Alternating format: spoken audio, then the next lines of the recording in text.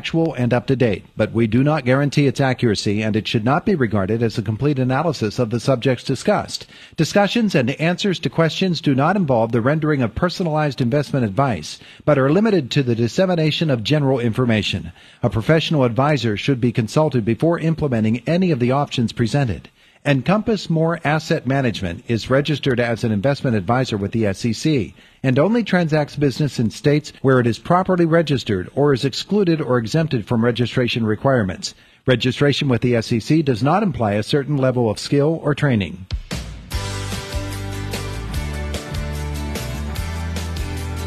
The guys are here. Let's talk to Clinton Smith, Galen Bargerstock. GCES. Morning, gentlemen. Good to have you both in the studio with us here this morning as we talk GCES, we talk retirement planning. We focus a lot these days on saving for your retirement from the perspective of folks of a certain age who have been working for a while.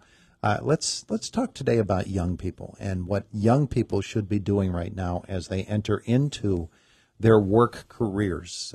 And for some, it's right out of high school and they get a job.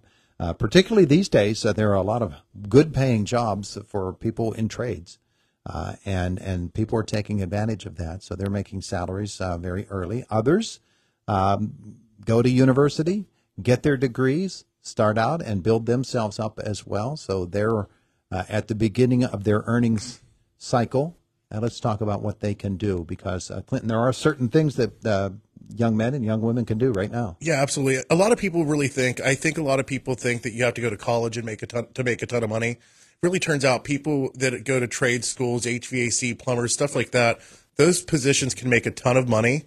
And sometimes those people actually have higher net worth. So if you didn't go to college, don't think that you can't get started on saving for investments. And really, it just comes down to saving money, especially if your employer matches a certain portion of the money that you put away.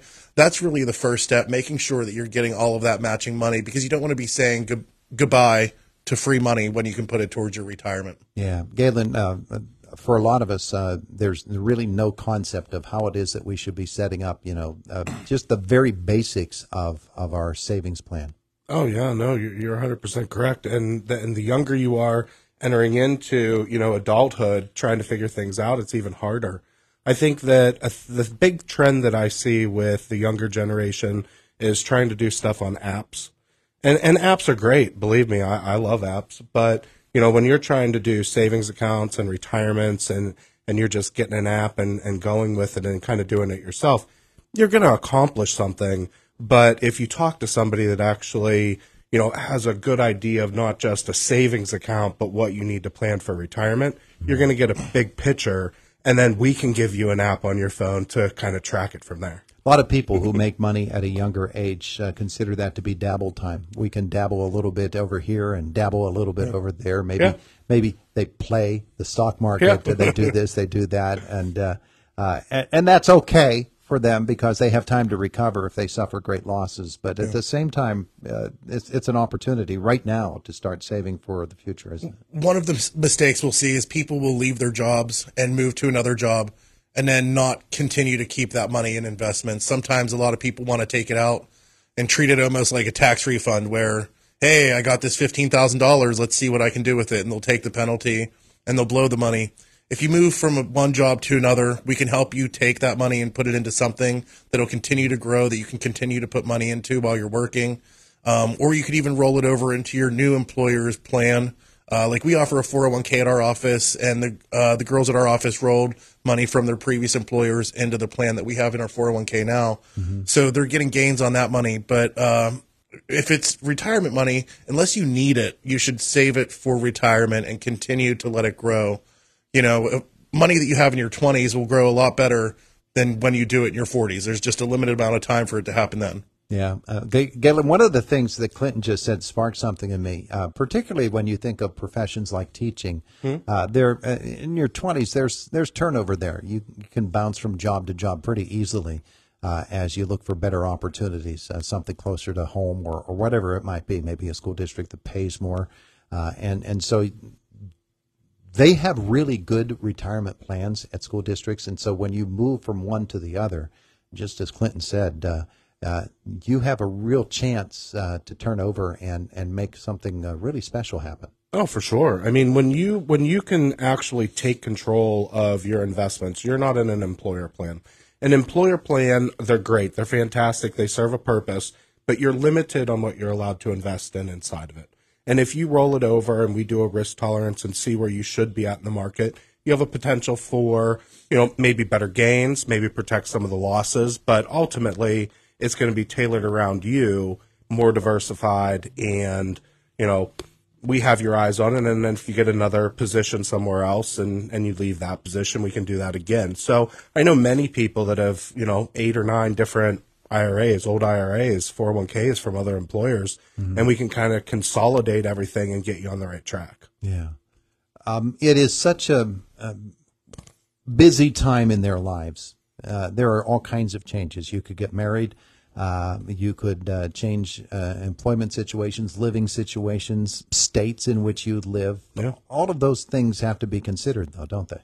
Oh, for sure. Everything that you just mentioned is kind of a life-changing event. And anytime there's some kind of monumental change in your household, you should set up an appointment for a review because the game kind of changed on you a little bit, and you need to make sure that you're positioned right. Yeah. Is there also, though, within younger folks who are just getting started, the idea that we don't know what it's going to be like in 3 or 4 years? I'm not going to retire for another 30 or 35 or 40 years. Why would I even want to get involved in all of that when there's going to be so much change? Change has been happening forever, so it's not going to stop. Everyone asks about taxes. Should I pay money on my taxes now? Should I pay it later? We don't know. Most likely taxes are going to go up in the future, so it might be better to pay them now, but no one really knows. We don't have that magic crystal ball.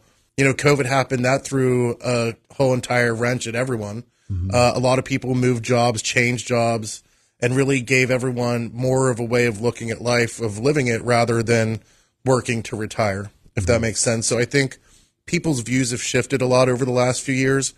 But with young people, it's not just preparing for retirement. We also work with a lot of people that want to set up stuff for their children.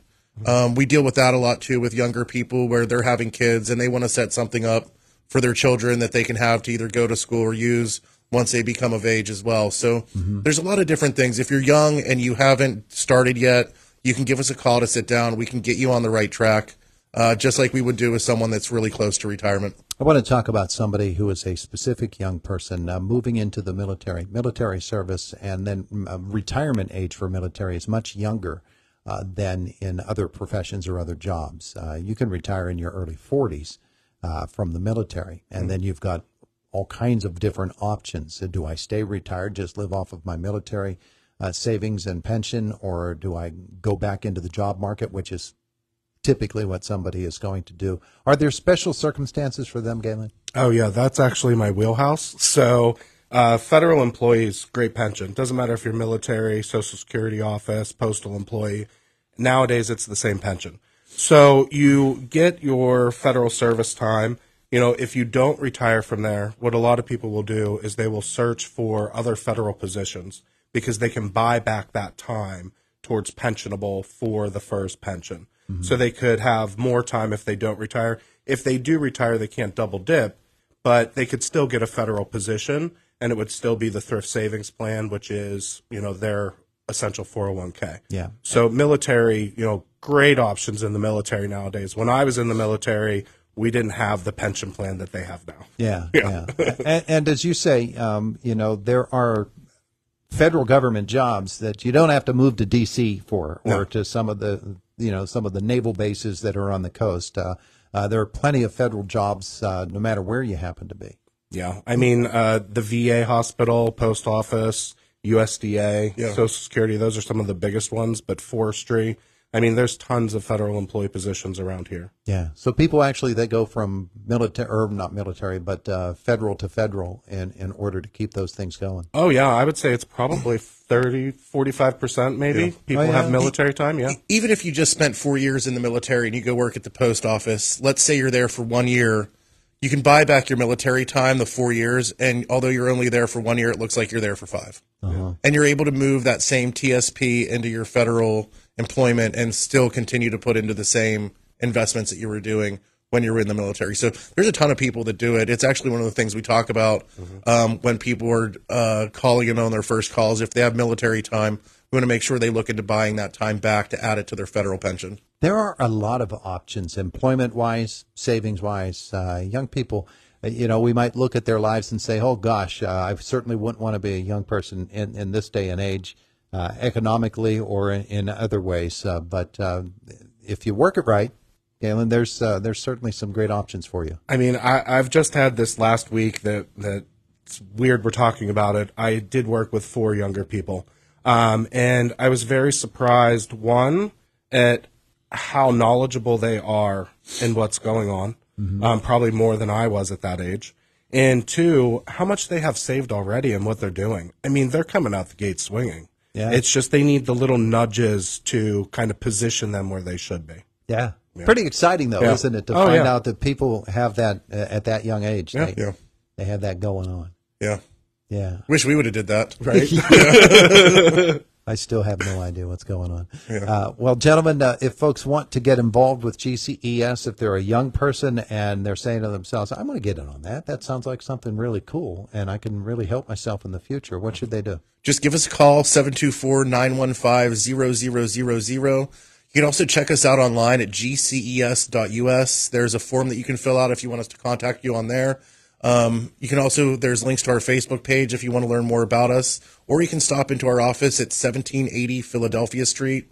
If you drive up and down Philadelphia Street, there's a tiny blip where you're engulfed in GCS marketing, and it's not hard to find us. There you go.